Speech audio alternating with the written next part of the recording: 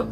இது வரைக்குமே என்கிட்ட வந்து உங்களுக்கு இவ்வளவு லாங் ஹேர் இருக்கே, நீங்க என்ன ஷாம்பு யூஸ் பண்றீங்க, என்ன ப்ராடக்ட்ஸ் எல்லாம் யூஸ் பண்றீங்கன்னு நிறைய பேர் கேட்டவங்க தான் இருக்காங்க. தயவு செஞ்சு இப்படி யார்ட்டையாவது கேட்கறதுக்கு பதிலா நீங்க என்ன மாதிரி ஃபுட்ஸ் எல்லாம் எடுத்துக்கிறீங்க அப்படின்னு கேளுங்க. இப்ப நீங்க என்ன கேட்க வரீங்க அப்படிங்கறது புரியும். நீங்க என்ன சாப்பிடுறீங்க அப்படிங்கறத சொல்லுங்க. சோ நான் எல்லா வகையான காய்கறி, எல்லா வகையான கீரைகள், எனக்கு வந்து சிக்கன், மட்டன், ஃபிஷ் வந்து எல்லாமே சாப்பிடுவேன். சோ எல்லாமே வந்து நீங்க உங்களோட உடம்புக்கு தேவையானது போர்ஷன் கண்ட்ரோல் படி நீங்க வந்து சாப்பிட்டீங்கன்னா கண்டிப்பா உங்களோட முடிக்கு தேவையான சத்துக்கள் வந்து அதை எடுத்துக்கும். கண்டிப்பா நம்மளோட ஹேர் growth வந்து இன்க்ரீஸ் ஆகும். சோ உங்களோட உணவு பழக்க வழக்க முறையில வந்து நீங்க கான்சென்ட்ரேட் பண்ணுங்க.